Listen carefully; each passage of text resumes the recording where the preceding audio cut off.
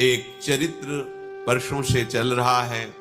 परम धर्मात्मा पुण्य श्लोक महाराज नल और उनकी पतिव्रता पत्नी दमयंती जी। कलयुग ने विचार किया हमारे राज्य में, हमारे शासन में कोई धर्मात्मा सुख प्राप्त कर सके, ये मुझे बर्दाश्त नहीं है। क्रोधावेश में आकर उसने निश्चय किया महाराज नल को मैं ऐसी विपत्ति में फंसाऊंगा कि दुख ही दुख मिले। 12 वर्ष तक वो देखता रहा, कोई भी दोष नहीं मिला जिससे महाराज नल की बुद्धि को भ्रष्ट कर सके। एक दिन चूक हो गई, राजकार्य के चिंतन में मगन होने के कारण लघु शंका किया और अपवित्र दशा में सूर्य अर्घादि तर्पण आदि किया, तो ये दोष हो गया।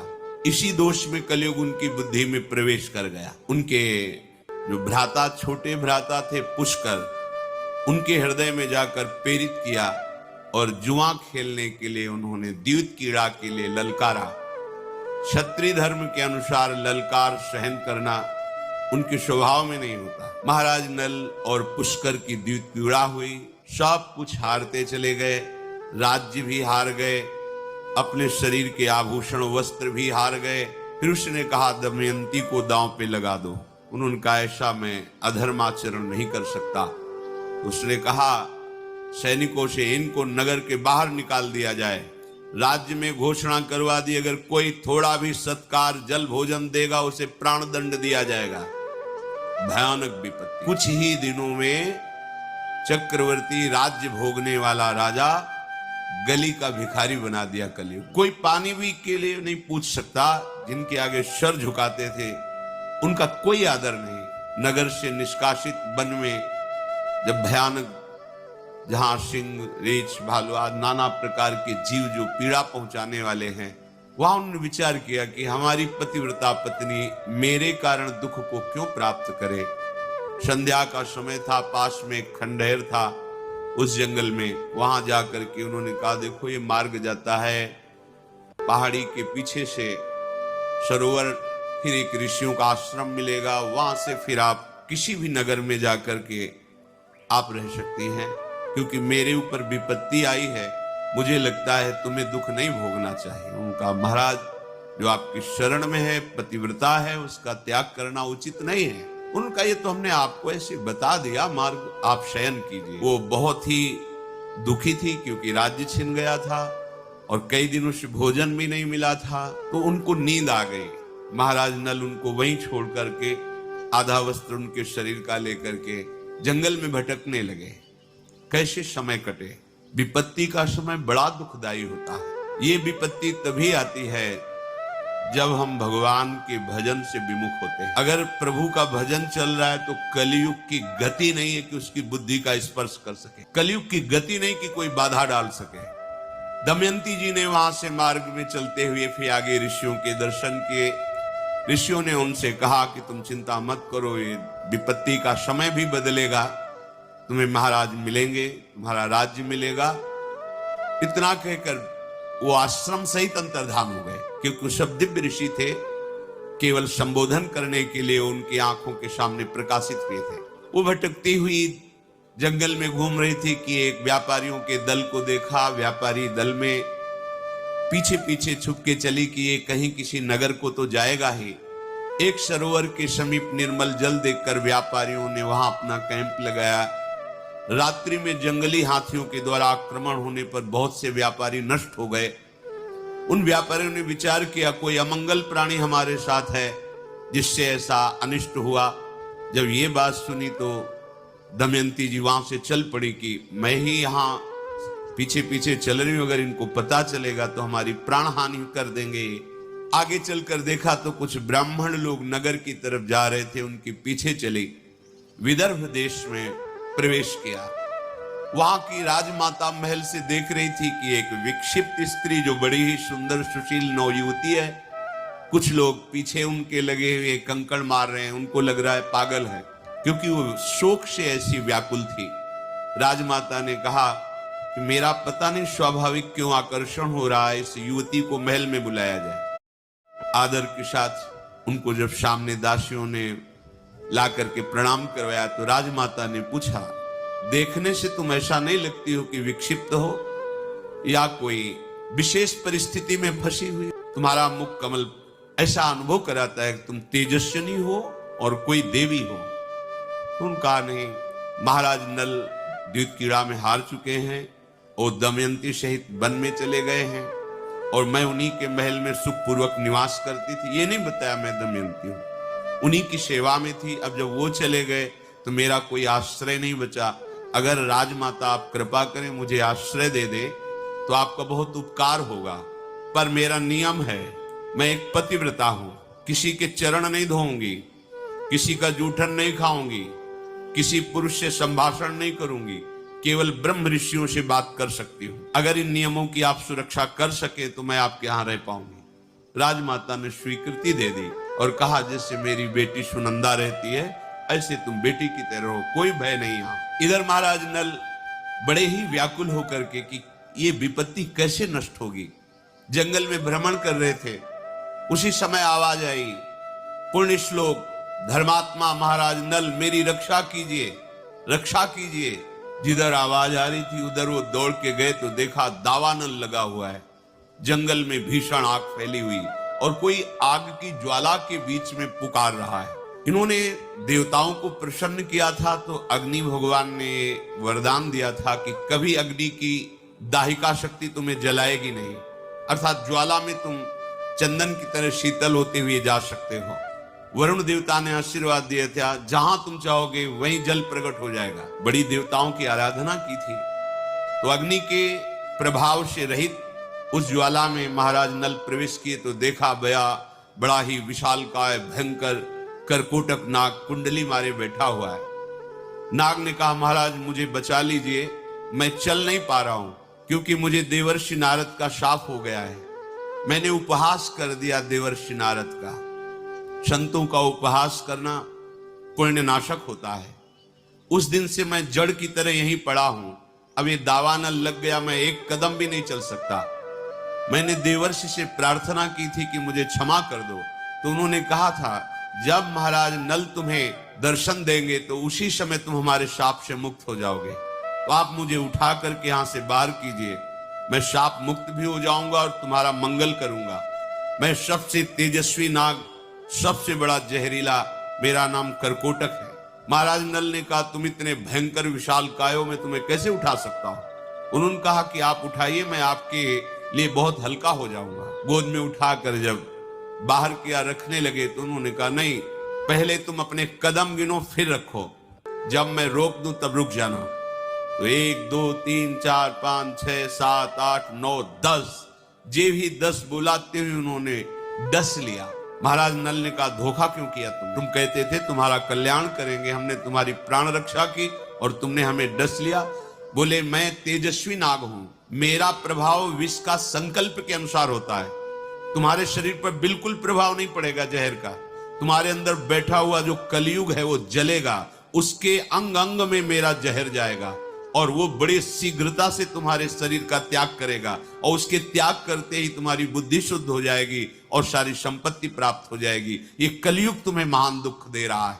पर काटने के प्रभाव से उनका शरीर काला हो गया और नाटा हो गया। तो उनका ये क्या किया, मेरा नल रूप जो था वो तो अंतर्हित हो गया। बोले, तुम्हारे काम में आएगा क्योंकि शत्रु राजा तुम्हारा नाश कर देगा, इसलिए अब तुम्हें कोई पहचान नहीं पाएगा। आज से तुम्हारा नाम बाहुक होगा, तुम अपने को बाहुक कहना। और ये पट एक वस्त्र दिया कि जब तुम चाहना कि नल रूप प्रकट हो जाए तो ये वस्त्र ओढ़कर मेरा ध्यान करना, तो तुम्हारा ये रूप हट जाएगा और तुम नल रूप में प्रकाशित हो जाओगे। और जाओ, तुम्हारा मंगल हो। आज के बाद कभी भी कोई दाढ़ वाला जंतु तुम्हें खा नहीं पाएगा, कोई भी विषैला कीड़ा काटेगा, विष नहीं चढ़ेगा, और जहां कहीं तुम्हारी कोई विपत्ति होगी तो मैं सहायता के लिए आ जाऊंगा। ऐसा उसने वरदान। महाराज नल से कहा कि तुम्हारे रक्षा के योग्य अयोध्या नरेश महाराज ऋतुपर्ण धर्मात्मा पुरुष हैं, तुम वहां जाओ, उनके समीप जाने से तुम्हारा मंगल होगा। बाहुक अर्थात महाराज नल राजा ऋतुपर्ण के समीप गए और कहा, महाराज मैं समस्त कलाओं में प्रवीण हूं, विश्व में कोई अश्व विद्या का ऐसा ज्ञाता नहीं जो मेरे समान हो। तीव्रगामी रथ से यात्रा बहुत कम समय में पूर्ण कराना ये मेरे हस्त लाघव होगा, और शिल्प कला का मैं बड़ा प्रवीण हूं और राजनीति का मर्मज्ञ हूं। आपको जब कभी कोई सलाह की जरूरत होगी तो मैं सलाह भी दूंगा, आप मुझे रख लीजिए, मेरा नाम बाहुक है, अपने सारथी के पद पर रख लीजिए। उन्होंने स्वीकार कर लिया। महाराज नल जिस समय जुआ खेल रहे थे तो दमयंती ने देख लिया था कि अब इनकी बुद्धि अपवित्र हो गई है, इसलिए अपने कुमारी और कुमार इंद्रसेन और इंद्रसेनी को अपने पिता के पास भेज दिया था मायके, और अपने सारथी जो महाराज नल के सारथी थे उनका नाम वार्ष्णे था, उनसे कहा था कि तुम रथ और घोड़े और हमारी पुत्र पुत्री को पिता के पास छोड़कर वहां से चले जाना, और जहां तुम अच्छा समझना वहां रुकना जब तक हमारा समय न बदले, और जब समय बदल जाए तो तुम पुनः अपने सारथी पद पर आकर विराजमान हो जाना। तो वो संयोग से वहां ऋतुपर्ण के यहां ही सेवा में थे। जब वार्ष्णे ने देखा कि इसकी बात और इसके गुण और इसका आभास तो मेरे महाराज नल जैसा है लेकिन रूप नहीं है, संकुचित हो गए और अपने साथ रख लिया, क्योंकि वो भी घोड़ों की ही सेवा में थे और इनको सारथी पद मिला था। इधर दमयंती जी के हृदय में बड़ी वेदना हो रही थी कि मैं तो महल में रह रही हूं लेकिन मेरे पति प्राणेश्वर पता नहीं किस विपत्ति को सह रहे हो। महाराज भीम दमयंती के पिता थे। जब कुमार कुमारी वहां छोड़े गए तो उनको पता चला परिस्थिति का, तो उन्होंने शास्त्रों ब्राह्मणों को बुलाया और दक्षिणा देकर कहा कि आप दिशाओं में जाइए और सब जगह खोज कीजिए, अगर नल दमयंती का पता आप लगा लेते हैं तो आपको कई हजार गौवें, स्वर्ण मुद्राएं और नगर ये आपकी सेवा में हम समर्पित करेंगे। ब्राह्मणों ने खोज की। एक ब्राह्मण ने ये सूचना पाई कि यहाँ राजमाता के यहाँ कोई नवीन युवती आई हुई है। अब वो कौन है ये मुझे पता नहीं। गुप्तचरों द्वारा उस ब्राह्मण ने जब ऐसा सुना तो महल में प्रवेश किया। ब्रह्म ऋषियों को महल में कोई रोक टोक नहीं होती थी, किसी भी राजा के महल में जा सकते हैं। वहां जाकर राजमाता से कहा, तुम्हारे यहाँ कोई नवयुवती दासी आई हुई है, हम दर्शन करना चाहते हैं। जब देखा तो बचपन से उन्हें देख रहे थे दमयंती को, क्योंकि वहीं राज दरबार के पुरोहित थे। देखते ही उन्होंने कहा, बेटा तुम अपने मस्तक को धोइए, क्योंकि मस्तक में इनके एक दिव्य चिन्ह था जो बचपन से वो पहचानते थे। जेवी धोया तो ही समझ गए दमयंती है। राजमाता से कहा, ये कोई दासी या सैरेंद्री नहीं है, ये महाराज पुण्य श्लोक नल की पत्नी महारानी दमयंती हैं और ये भीम राजकुमारी हैं जो बड़े पराक्रम से युक्त है। ये तुम्हारा सौभाग्य है जो दमयंती जी तुम्हारे यहां सेवा में रहे। ये परिचय प्राप्त करके वो तो बहुत प्रसन्न हुई कि हमारा अत्यंत सौभाग्य है और मुझे पता है कि दमयंती तो मेरी बहन की ही पुत्री निकली, मेरे द्वारा कोई त्रुटि नहीं हुई, अर्थात दासी की तरह हमने व्यवहार नहीं किया। ये बड़ा कृपा रही जो हमारी बुद्धि ऐसी रही। अब बेटा तुम बिल्कुल निश्चिंत रहो, ये महल तुम्हारा, संपत्ति तुम्हारी। उन्होंने कहा, नहीं, अब हमें अपने पिता के पास जाना है, क्योंकि मुझे महाराज नल की खोज करनी है। ब्राह्मण के साथ पिता के पास पहुंचे। पिता ने उन्हें बड़ा आदर सत्कार किया। दमयंती जी ने अपनी माता के समीप जाकर अपने हृदय की बात कही और कहा कि हम चाहते हैं कि कुछ गुप्त रूप से ब्राह्मण भेजे जाएं जिनको मैं श्लोक सिखाऊंगी और हर सभा में, हर नगर में जाके श्लोक का गायन करें। ब्राह्मण जन जाकर सभा में या नगर की गलियों में वो श्लोक गाते। जब कोई उत्तर नहीं मिलता तो और नगर में चले जाते। ऐसे ही ब्राह्मण अयोध्या पहुंचे और ऋतुपर्ण की सभा में जब श्लोक गाया तो वहीं बैठे हुए बाहुक रूप में महाराज नल थे। सभा से बाहर निकले और एकांत में उस ब्राह्मण से मिले, उस श्लोक का उत्तर दिया। दमयंती ने कहा था, जो शब्द बोले जाएं वैसे ही शब्द हमारे सामने कहा जाए, मिलावट ना की जाए। संदेश वाहक को इतना चतुर होना चाहिए कि शब्दों में अपनी मिलावट नहीं होनी चाहिए, नहीं भाव बदल जाएगा। जो संदेश दिया जाए, जिन शब्दों से दिया जाए, ठीक केवल उतना ही शब्द बोलना चाहिए। अपनी मिलावट की तो फिर भाव बदल जाएगा। इसलिए ब्राह्मणों से कहा था, जैसे शब्द बोले जाए वही बोलना आके। ब्राह्मण लोग आए और बताया दमयंती से कि राज चिन्ह तो कोई नहीं दिखाई दे रहा था। वो महाराज ऋतुपर्ण के सारथी हैं, काला शरीर है, नाटा स्वरूप है, पर उन्होंने उत्तर में आपके श्लोक का यही दिया था कि कोई भी पतिव्रता पत्नी अपने पति पर दोष नहीं करती। ऐसी परिस्थिति थी दुखद उस दुखद परिस्थिति में तुम दुख ना भोगो, इसलिए उसने तुम्हारा त्याग किया था। देख लो, वो तुम्हारे जीने के लिए, अन्न प्राप्त करने के लिए अपने अधो वस्त्र को भी स्वर्ण पंखों से युक्त पक्षियों को पकड़ने की चेष्टा की, तो वो पंख धारण करने वाले पक्षी वो कपड़ा भी लेकर उड़ गए। ये बात केवल महाराज नल जानते थे। दमयंती जी ने कहा, निश्चित महाराज नल ही हैं, दूसरा कोई नहीं, पर रूप क्यों नहीं है ये मुझे पता नहीं, क्योंकि ये हमारे और महाराज नल के बीच का संवाद केवल महाराज नल जानते हैं। दमयंती ने अपनी माता से कहा, मैं एक गुप्त कार्य करना चाहती हूं जिसे महाराज पिता भीमसेन भी ना जान पाए और कोई नगर का एक भी नागरिक ना जान पाए। माता ने सहयोग दिया। दमयंती जी ने कुछ ब्राह्मणों को भेजा कि केवल महाराज अयोध्या नरेश ऋतुपर्ण से जाकर कहो कि दमयंती ने वरण करने के लिए दूसरा स्वयंवर रचा है।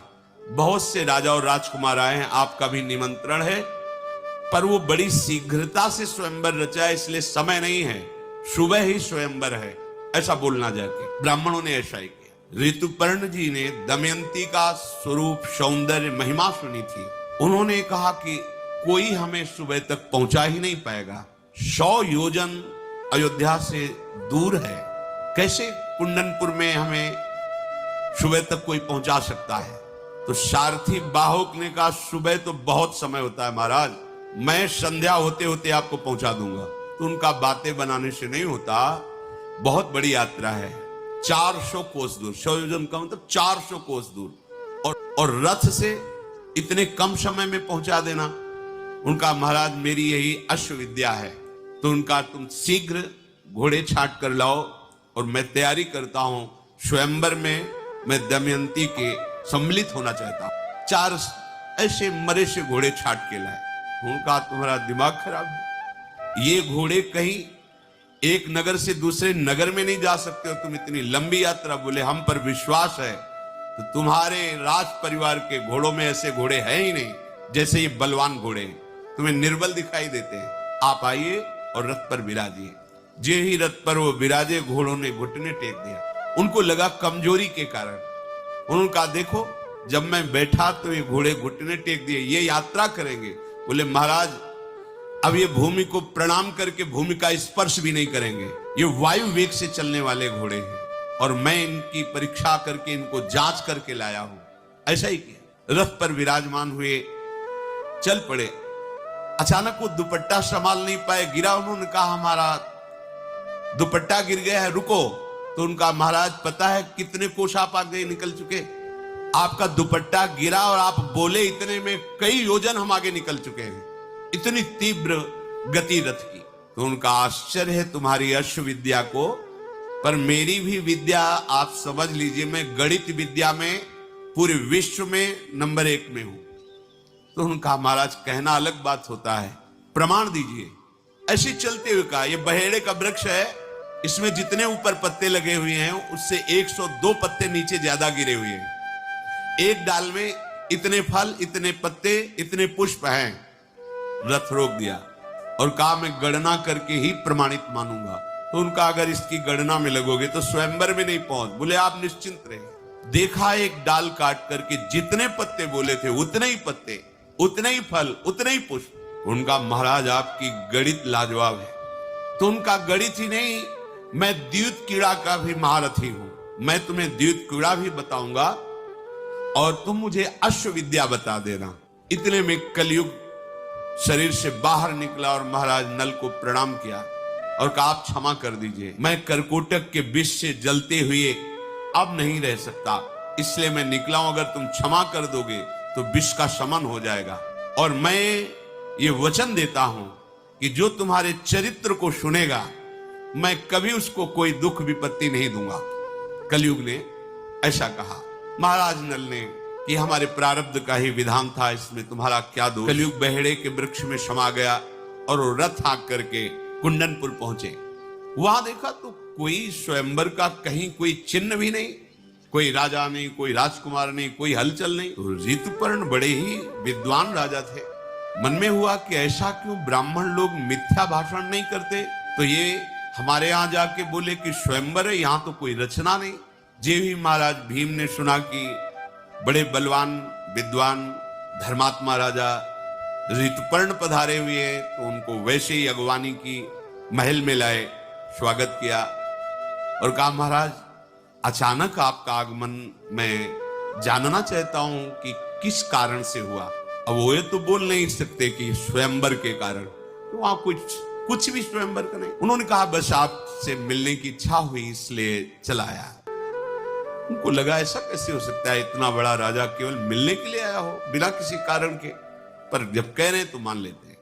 महल में उनके विश्राम की व्यवस्था की, रथ को एकांत में जहां अश्वशाला थी वहां खड़ा करके घोड़ों को छोड़ा और सेवा में बाहुक जो महाराज नल हैं वो लग गए। घोड़ों की रखवाली करने वाले बाहुक को दासी के द्वारा दमयंती ने कहा कि आप इनकी चेष्टाओं पर नजर रखना। यद्यपि मेरा हृदय कह रहा है कि महाराज नल पधार चुके हैं, रथ की घड़घड़ाहट से मुझे अनुभव हो गया ऐसा रथ केवल महाराज नल चला सकते हैं। पर यहां 3 दिखाई दिए, एक महाराज ऋतुपर्ण, दूसरे वार्ष्णे और तीसरा वो जो काला और नाटा।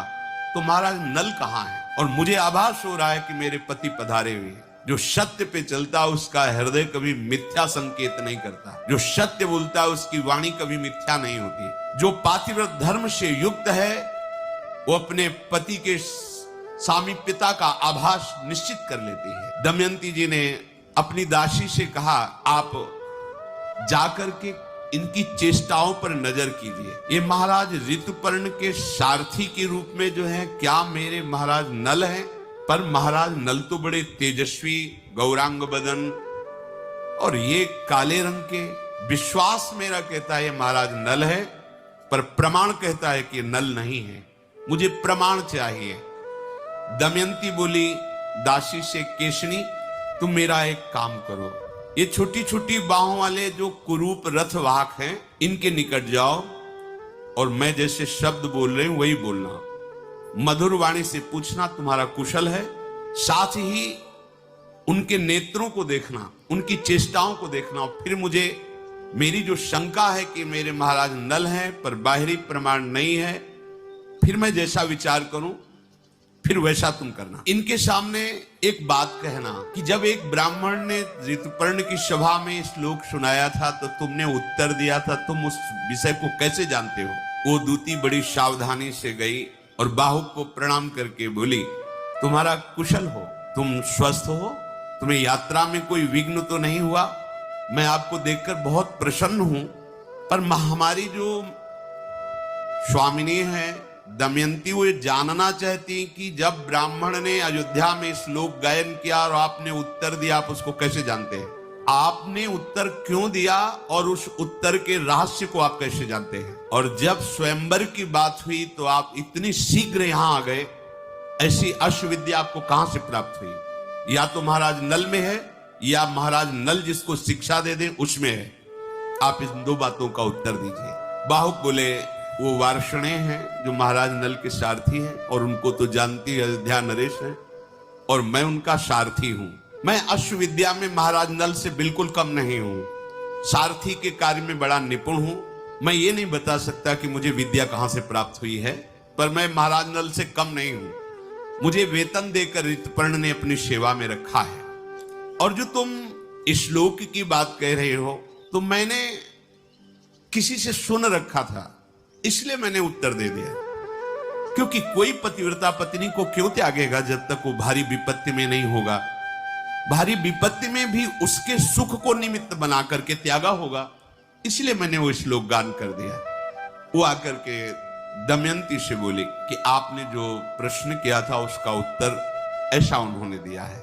हृदय में बहुत वो जल रहे कि अभी कोई हमें संकेत नहीं मिल रहा कि हमारे महाराज नल है, पर मेरा हृदय कहता है कि मेरे महाराज नल हैं। कहा एक बार जाओ और कहो क्या उस पुरुष का एक कर्तव्य था कि जो प्राणपण से समर्पित शरणागत हो उसका त्याग कर दे किसी भी विधान से। दासी गई और जाकर के कहा कि जो शोकाग्नि में वैसे ही व्यथित थी, असहाय थी, तो क्या उस पुरुष को अपनी शरणागत स्त्री का त्याग करना उचित था? ये दमयंती जी ने प्रश्न किया है आपसे, क्योंकि आपने उस पुरुष के विषय में बोला है, तो क्या उस पुरुष को उचित था? उनके आंसू चलने लगे और उन्होंने कहा कि उसके हृदय में कितना बड़ा विचार दुखद आया होगा। वो किंकर्तव्य विमूढ़ हो गया था, उसके ऊपर कलयुग का प्रभाव था। कई कारणों से उन्होंने अपनी प्रिय पत्नी का त्याग किया, ना कि क्रोध से, ना कि दोष दृष्टि से। जिसके वस्त्र अपहरण कर लिए गए, जिसका राज्य अपहरण कर लिया गया, जो भटक रहा है, दुखद परिस्थिति में है, वो अपनी पत्नी को कैसे दुख देने की बात सोच सकता है? इस परिस्थिति में पत्नी को दुख ना मिले, इसलिए उसने त्याग किया था। दमयंती जी ने जब ये उत्तर सुना तो उनका, महाराज के सिवाय बात कोई कह नहीं सकता। फिर जाओ, उसकी परीक्षा करो, अब की बार कुछ बोलना मत, बस खड़ी रहना। जब वो कोई कार्य करे तो उसके कार्य पर दृष्टि रखना। उनको बोलो कि हमारे यहां कोई भूखा नहीं रह सकता, तुम आए हो, थक गए हो, भोजन पाइए, पर सब कच्चा लेके जाना, कुछ भी पका नहीं होना चाहिए। और जब वो पकाएं तब तुम थोड़ा सा, अग्नि स्वयं प्रकाशित हो रही है। इन चेष्टाओं को देखा, आश्चर्यचकित हो गई और वो अपने हाथ से अग्नि को संभाल रहे हैं। हाथ में कोई अग्नि जल नहीं, क्योंकि उनका वरदान था, जितना जल चाहिए उतना ही जल प्रकट हो जाता था। आश्चर्यजनक बात कि उनके हाथ में जो फूल स्पर्श हो जाए कभी मुरझाएगा नहीं, मसल दे तो भी फूल मसलेगा नहीं और सुगंधित और खिल जाएगा। पुण्यात्मा पुरुष थे। ये अद्भुत लक्षण देख करके वो शीघ्रता पूर्वक आई और दमयंती जी से कहा कि बाहुक की ये चेष्टाएं हमने देखी है। उनकी चेष्टाओं में दमयंती जी ने पूरे महाराज नल की शक्ति को देखा कि ये पावर तो केवल महाराज नल को प्राप्त है। उनका एक और परीक्षा करो, उनके पकाए हुए भोजन को लाओ, क्योंकि धर्मराज ने आशीर्वाद दिया था उस भोजन में अमृत का स्वाद मिलेगा। चारों देवता, देवराज इंद्र, अग्नि, वायु और धर्मराज, ये चारों बहुत प्रसन्न थे महाराज नल पर। बातचीत में लगाकर चतुर्दासी ने थोड़ा सा भोजन निकाला और वो दमयंती को जाके दिया। दमयंती ने जो ही पाया उनका पक्का पक्का ये महाराज नल है। अब मुझे पूर्ण विश्वास हो गया, कोई संशय नहीं, ये महाराज नल हैं। और वो व्याकुल होकर के रोने लगे। किसने से कहा है, इंद्रसेनी और इंद्रसेन कुमार कुमारी को ले जाओ, उनके समीप जाओ, देखो उन बच्चों के साथ कैसी चेष्टा करते हैं। इंद्रसेना और इंद्रसेनी को जो ही समीप ले गए, महाराज नल जो बाहुक रूप में थे, कई वर्षों बाद अपने बच्चों को दौड़ पड़े, दोनों बच्चों से लिपट करके बहुत जोर जोर से रोने लगे। फिर एकदम सावधान हुए और दासी से कहा, बड़े प्यारे बच्चे हैं, मैं अपने बच्चों से बिलग हूं, इसलिए इन बच्चों को देखकर मुझे अपने बच्चों का प्यार आ गया, इसलिए दुलार किया। देखो तुम बार बार यहां मत आओ, बच्चों को ले जाओ और यहां मत आओ, कहीं कोई शंका न कर ले, अब दोबारा यहां मत आना। वो बच्चों को लेकर चली गई और पूरा वैसे बताया कि महाराज ऐसी ऐसी चेष्टा करके रोने लगे थे। महाराज नल जो बाहुक रूप में हैं, दमयंती ने अब निश्चय किया कि अब मैं दर्शन करूंगी, अब कोई संशय नहीं, मेरे महाराज नल ही है। मां से कहा, मां ये जो बाहुक सारथी है, अब संदेह नहीं, मैंने परीक्षा करके देख लिया है, मेरे पति महाराज नल हैं, सारे लक्षण महाराज नल के हैं, केवल रूप नहीं है, इसलिए मैं स्वयं जाकर के देखना चाहती हूं, पर जब तक आपकी आज्ञा नहीं होगी तब तक मैं ना उनके पास जा सकती हूं ना उनको बुला सकती हूं। आप आज्ञा कीजिए, मैं जाऊं या आप बुला दीजिए उनको महल में। दमयंती के ऐसा कहने पर महारानी ने विदर्भ नरेश भीम को यह सूचना दी कि आपका आदेश मिले तो महल में उनको बुला लिया जाए। उनका आदेश हो गया। महाराज नल को दमयंती उत्तर दीजिए, तो उनका, तुम्हें पता चल ही गया है कि मैं हूं, मुझे पता चल गया है कि तुम जान गई हो कि मैं हूं। तो आप देखो, राज्य नष्ट हो गया, सारी विपत्तियां थी। अगर उस समय कलयुग मेरी बुद्धि में बैठा था और मैं तुम्हें त्याग न देता तो पता नहीं कौन से संकट में तुम फंस जाती, इसलिए मैंने तुम्हारा त्याग किया था। मैंने धर्म से चल करके, तपस्या के द्वारा कष्ट सह करके कलयुग को परास्त कर दिया है। अब हमारे दुखों का अंत हो गया है। ये पापी कलयुग जिसकी भी बुद्धि में बैठ जाता है उसका सर्वनाश कर देता है। इसने मेरा सर्वनाश कर दिया। मैंने तो कुछ किसी का बिगाड़ा नहीं, पर ये बैठ करके हमारा ये युग धर्म का प्रभाव है। एक ही उपाय है जिससे इसके प्रवाह से आप बच सकते हो, ये बहा के ले जाएगा। कलयुग केवल नाम आधारा, सुमिर सुमिर नर उतर ही पारा। यदि नाम जप करोगे तो तुम्हें कलयुग का प्रभाव परास्त नहीं कर पाएगा। ये अपने प्रवाह में प्रवाहित, मान लीजिए बड़ी दुर्गति हो, ये तो जीवन की बात है, मरने के बाद जो गति होती है आप उसको ये मत समझिए कि नहीं नहीं कोई नरक नहीं, कोई गति दुर्गति नहीं होती, तुम्हारे कहने से नहीं होगा। यहां तुम अपराध करते हो तो जेल मिलती है ना, पहले तुम्हारी पिटाई होगी, फिर तुम्हारा मुकदमा चलेगा, फिर सजा सुनाई जाएगी, आजीवन कष्ट भोगोगे, एक गलती का फल आजीवन। तो जैसे कहा जाता है कि हजारों वर्ष तुम्हें नरक भोगना पड़ेगा, आपको लगता है अरे ये तो बातें केवल बना रहे, तो गलती तो तुमने एक की थी, आजीवन कारावास क्यों मिला? तो सोचो यहां एक गलती अगर साबित हो गई हिंसात्मक, व्यभिचारात्मक, तो उसका परिणाम आपको जीवन भर क्लेश भोगना पड़ता है। तो क्या तुम जो पापाचरण कर रहे हो इसका परिणाम तुम्हें नरक नहीं भोगना पड़ेगा? तुम्हारे ना कहने से थोड़ी हो जाएगा, समझो, तुम्हारे ना कहने से हो जाएगा। अरे कोई राजकीय कानून नहीं है, जो मन आए सो करो, करो। जब फंस जाओगे, प्रमाणित हो जाओगे, तो तुम्हें खुद पता चलेगा। तो सत्संग के द्वारा, शास्त्र श्रवण के द्वारा अपने लोग जान रहे हैं कि भयानक वेदना, दंड दिया जाता है नरक में अगर हम ऐसे ऐसे आचरण करेंगे, और ये आचरण करवाने में समर्थ है कलयुग, इसका प्रभाव है। बच सकते हो तो केवल भगवान नाम से। इसीलिए चीख चीख के कहते हैं कि शाप साधनों को करने की सामर्थ्य अब नहीं रह गई कि आप तपस्या करो, आप जितेंद्रिय हो करके प्राणायाम करके और समाधि भाव, न शरीरों में ताकत रहेगी, न आहार में ताकत रहेगी, न बुद्धि में ताकत रहेगी। एक बात सब कोई कर सकता है, बच्चा हो, बूढ़ा हो, कोई पढ़ा लिखा हो ना हो, जो जहां जैसे भी, राधा राधा राधा।